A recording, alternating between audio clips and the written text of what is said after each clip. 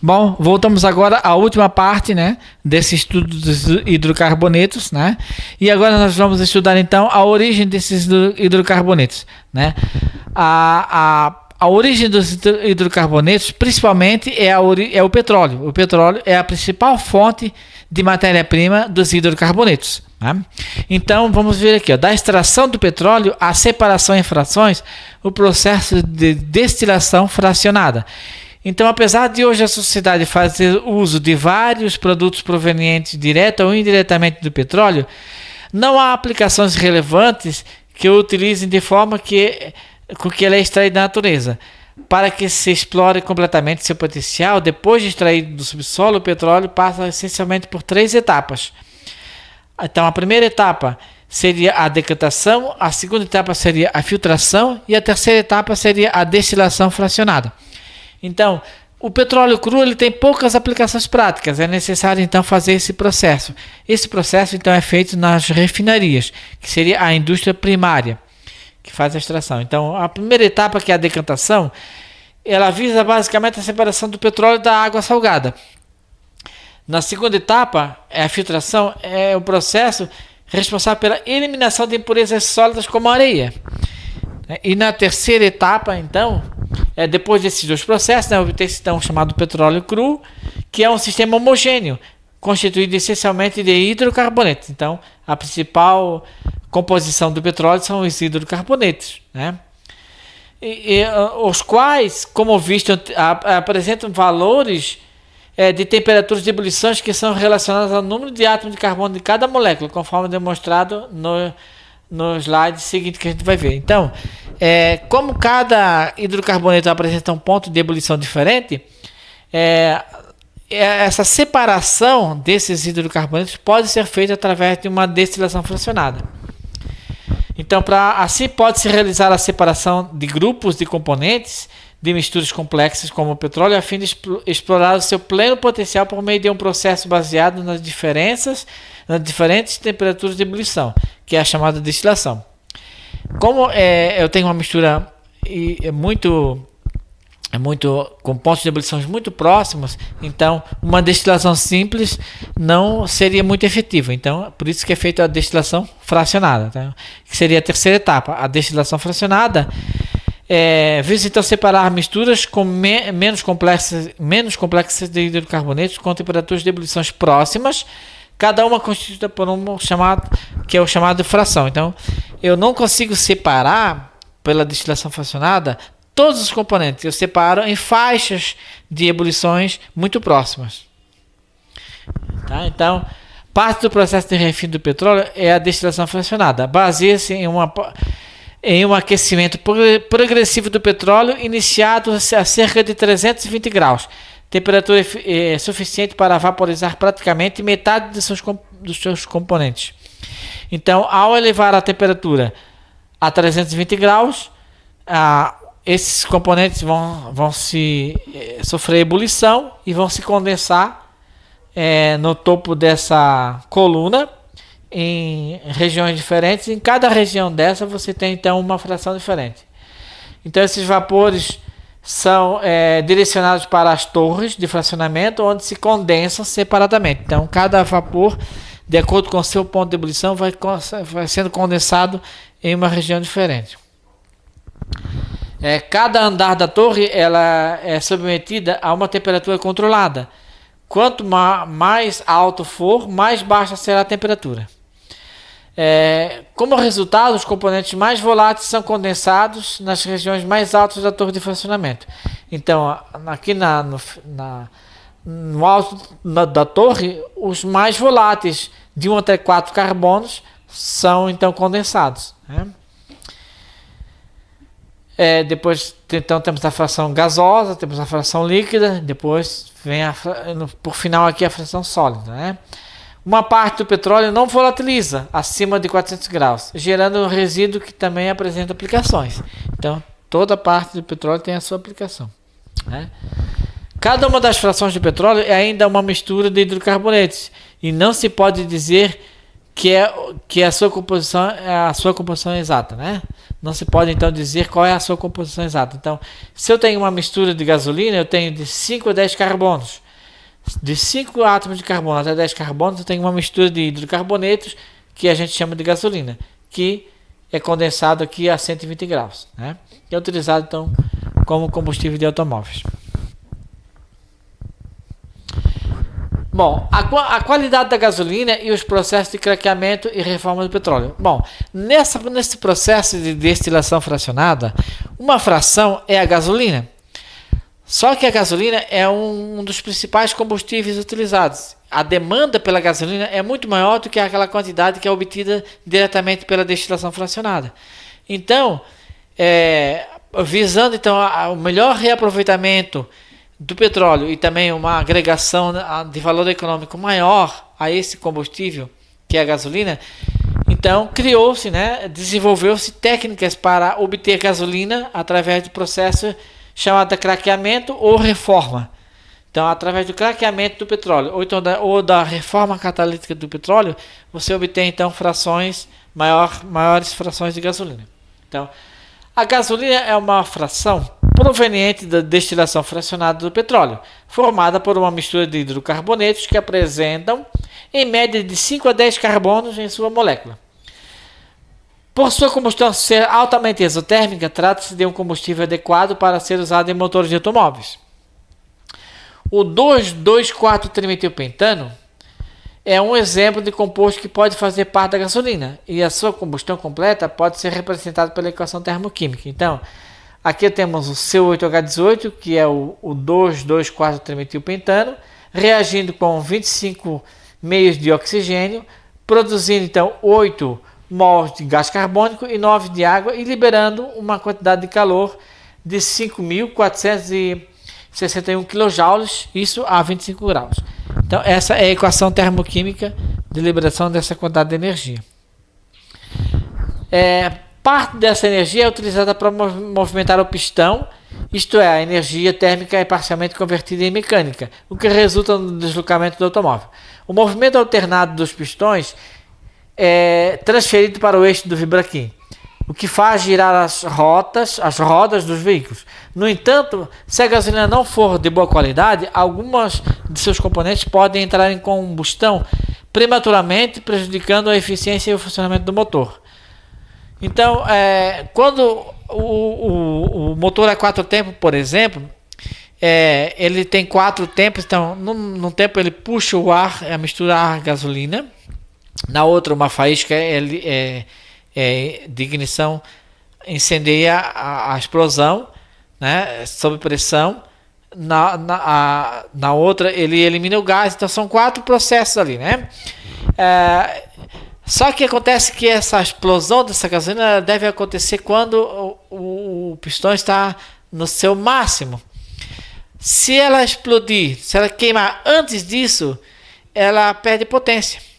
Então, o ideal seria que a gasolina só entrasse em combustão quando a pressão atingir o máximo possível. Quando ela atingir o máximo, a faísca faz com que ela entre em combustão e libere essa energia. Então, uma forma de melhorar essa qualidade, fazer com que essa gasolina só entre em combustão, entre em ignição no momento exato, é que criou-se então uma medição, uma forma de medir a qualidade da gasolina chamada índice de octanagem, que indica a capacidade que a gasolina apresenta de ser comprimida sem entrar em combustão. Mesmo utilizando uma gasolina com octanagem adequada, em razão de quantidade insuficiente de gás e oxigênio, alguns automóveis produzem uma fumaça de cor escura.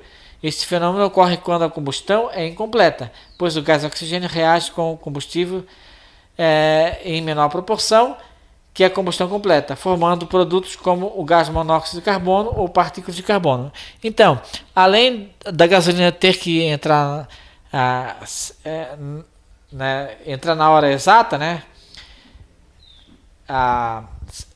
entrar em combustão na hora exata, também tem que ter oxigênio suficiente para que essa combustão seja completa. Se tiver falta de oxigênio, vai produzir fuligem, vai produzir monóxido de carbono, não vai ter uma combustão eficiente. Então é necessário então que esse motor ele esteja regulado corretamente para que entre quantidade de oxigênio suficiente para que haja uma combustão completa, porque uma combustão incompleta produz menos energia. Conforme acontece a compressão da mistura da gasolina pelo pistão, a temperatura aumenta. Se a gasolina for de baixa qualidade, as moléculas sob aquecimento e compressão podem entrar em combustão prematuramente, ou seja, antes do movimento de compressão completa realizado pelo pistão. Quando isso acontece, geralmente se escuta um barulho conhecido popularmente como batida de pino. Então essa condição resulta em perda de potência por parte do motor. Trata-se de uma gasolina de baixa octanagem. Existem as gasolinas de boa qualidade que suportam a compressão do pistão sem que ocorra a combustão prematura. A explosão só ocorre, por exemplo, em alguns automóveis com a faísca da vela, e assim o maior impulso é transmitido ao pistão pela expansão gasosa. Nessa situação, disse que o combustível tem alta taxa de compressão ou alta octanagem. Então, se a gasolina tiver uma boa qualidade e uma alta octanagem, ela só vai entrar em combustão no momento em que a ignição da vela liberar a faísca. Se ela explodir antes, ela vai perder potência, significa má qualidade. Então, nessa tabela aqui, nós temos valores de octanagem atribuídos para cada hidrocarboneto. O heptano, C7H16, tem octanagem 0. O 2,2,4-trimetilpentano tem octanagem 100. E o benzeno e o tolueno tem octanagem acima de 100. Né? Então, entende-se por uma gasolina de octanagem 96. O que seria uma gasolina de octanagem 96?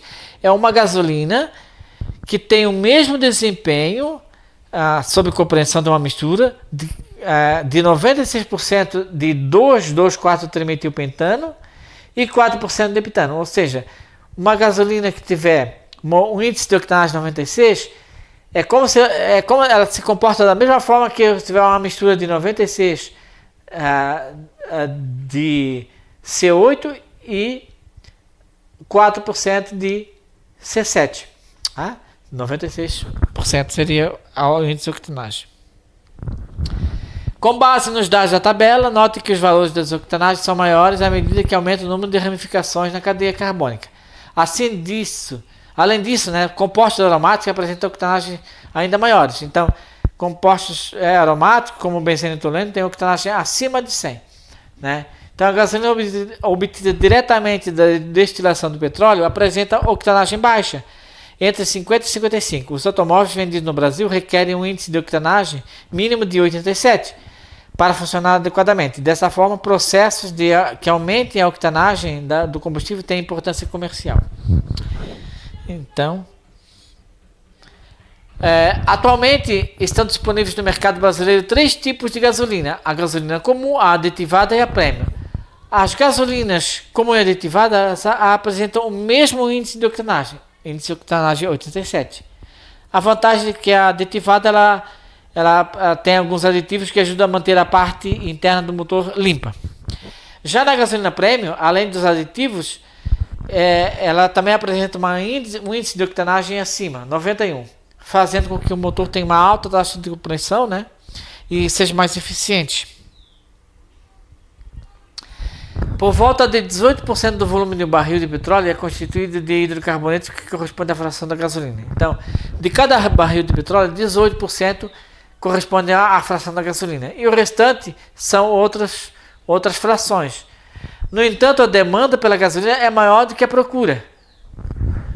Maior que a procura por produtos provenientes das frações contendo substâncias com maior massa molecular, como o óleo diesel e a querosene, que pode ter as ligações entre os átomos de moléculas maiores quebradas por meio de reações químicas, e a fim de gerar moléculas menores, como as presentes na gasolina, aumentando assim a produção desse combustível. Então, se você tem 18% do barril que é gasolina e uma fração maior de outras cadeias que tem mais átomos de carbono que a gasolina, você pode promover uma reação química de quebra, desses compostos maiores, quebrar as frações menores e obter então gasolina sintética. E aí você então aumenta a oferta de gasolina, que é um produto mais procurado. Não pode transformar moléculas de uma fração em outra ou melhorar a qualidade de um combustível por meio de dois processos. O craqueamento, que significa a quebra de moléculas maiores em moléculas menores, e a reforma catalítica, onde você melhora, então, aumenta a octanagem da gasolina. Então, o principal objetivo do craqueamento é aumentar o percentual de frações de petróleo de menor massa molecular por meio de frações de maior massa molecular. Então, você tem, por exemplo, um alcano que tenha 16 átomos de carbono.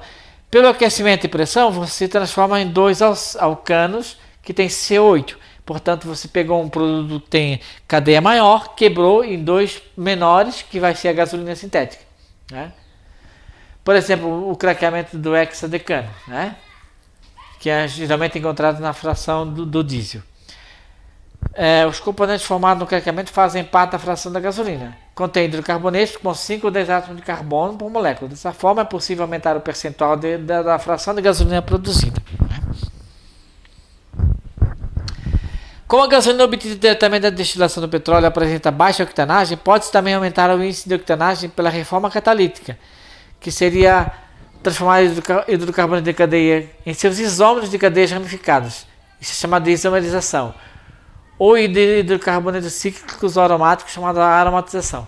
Na isomerização de compostos presentes na gasolina, ao converter cadeias normais de alcanos em ramificados, aumenta-se a octanagem do combustível. Então, se você tem uma cadeia normal, como o pentano, e promove uma isomerização, ou seja, eu não estou aumentando o número de carbonos nem diminuindo, eu apenas estou isomerizando, fazendo dele de uma cadeia normal para uma cadeia ramificada. Eu aumento a octanagem. A octanagem disso aqui é 62, enquanto que essa octanagem disso vai ser 94. Então, eu consigo fazer isso. Em razão das suas cadeias ramificadas, o 2-metil-butano apresenta maior octanagem, 94, do que o pentano, que tem 62.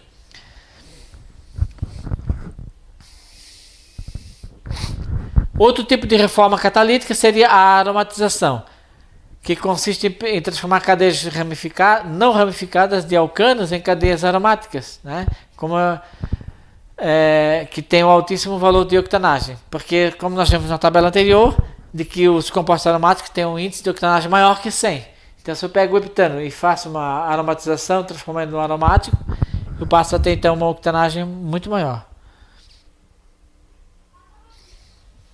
No Brasil, a gasolina apresenta atualmente um máximo de 27% de volume de etanol, uma substância de fonte renovável, no território nacional obtido principalmente pela cana-de-açúcar, né? Como o etanol apresenta um índice de octanagem em torno de 110, ou seja, o índice de octanagem do etanol é maior do que 100, e ao ser misturado com a gasolina, ele aumenta o índice de octanagem da gasolina. Por essa razão, o valor da potência do motor do tipo flex é sempre associado ao tipo de combustível. Um motor abastecido com etanol costuma apresentar valor de potência maior que um abastecido com gasolina, que tem menor octanagem.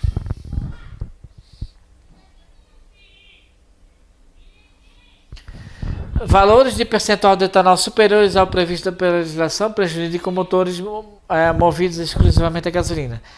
Nesses casos, a gasolina vendida é considerada adulterada. Algumas outras substâncias, além do etanol, têm alta capacidade de resistência à compressão do pistão e, por isso, são adicionadas à gasolina para aumentar a sua octanagem. O tetraetilplumbato, por exemplo, foi muito utilizado há algumas décadas atrás, né? O Japão e o Brasil foram os primeiros países a tirar esse produto, né? Em 1989. Esse produto era utilizado durante muitos anos foi utilizado para aumentar o índice de octanagem, né? Observe que esse composto não é um hidrocarboneto, porque ele apresenta o átomo de chumbo ali, né? No Brasil, nós substituímos esse tetraetilplumbato pelo etanol. Um outro composto também utilizado é o MTB, o éter tercibutílico e metílico, que tem eleva a octanagem da gasolina por ser um aditivo oxigenado e, portanto, disponibiliza oxigênio durante a reação de combustão. Por definição, o aditivo oxigenado reduz a ocorrência de reações de combustão incompleta. Lembre-se que para a reação ser completa tem que ter oxigênio suficiente, né? E, consequentemente, diminui então a produção de monóxido de carbono ou de partículas de carbono, como fuligem, né? A principal desvantagem do MTBE é que ele é cancerígeno. Por ser considerável solubilidade em água, caso ocorra um vazamento da gasolina com MTBE em um tanque subterrâneo, em um posto de combustível, ele pode contaminar a lençol freático, causando sérios problemas de saúde à população. Essas substâncias, o MTBE, tanto o tetraetilplumbato como o MTBE, eles não podem ser classificados como hidrocarbonetos, já que o MTBE, por exemplo, apresenta então um oxigênio aí, né? Seria então classificado como um éter, que é uma função que a gente vai estudar então mais para frente. Uma outra fonte de hidrocarbonetos é a hulha, né? A hulha é uma das substâncias, né, do material obtido de um tipo de carvão, né? A hulha é um tipo de carvão, e ao promover a destilação seca da hulha, nós conseguimos então separar três frações, né? Uma fração sólida, uma fração líquida e uma fração gasosa. Então, a hulha é um tipo de carvão mineral com alto teor de carbono, e que, quando é aquecido na ausência do ar, condição em que evita combustão, e de aproximadamente 1000 graus Celsius, gera frações gasosas, líquidas e sólidas. A fração gasosa é conhecida como gás de carvão ou gás de hulha, e contém gases como o gás de hidrogênio, o gás metano, o monóxido de carbono e traços de outros gases como o sulfeto de hidrogênio. No passado, ela era muito utilizada como combustível em lampiões, para iluminação pública e em fogões domésticos, né? Aqui nós temos a estrutura do carvão, né, representada aí. Veja que existe uma grande quantidade de anéis aromáticos nessa estrutura do carvão, né? Águas amoniacais. Elas ricas em sais de amônio, são utilizadas para a indústria de fertilizantes. E temos também o alcatrão, que é um líquido escuro e viscoso, que é a fonte de compostos aromáticos de grande importância na indústria química. É matéria-prima para a síntese de detergentes, medicamentos, corantes, defensivos agrícolas, plásticos, adesivos, perfumes, explosivos, etc. O benzeno, por exemplo, é matéria-prima de muitos plásticos, detergentes e pesticidas. E até 1950 a principal fonte do benzeno era o alcatrão da hulha. Mas a partir dos anos seguintes, tecnologias com base em petróleo se tornaram competitivas economicamente. O tolueno, da mesma forma que o benzeno, foi obtido inicialmente do carvão, e hoje a maior parte é obtida então do petróleo. E a fração sólida, então, que é chamada de coque, que apresenta alto teor de carbono, e uma das suas principais aplicações é na siderurgia, que ao reagir ao óxido de ferro 3 presente na hematita, produz o metal ferro. Então é utilizado para redução, né? Então, nós encerramos o capítulo, né, o tema sobre hidrocarbonetos, né? E então vocês não esqueçam, façam a leitura desse texto com muito cuidado, né? E qualquer dúvida vocês mandem uma mensagem, né, ou façam uma pergunta lá no site para mim, tá bom? Tchau.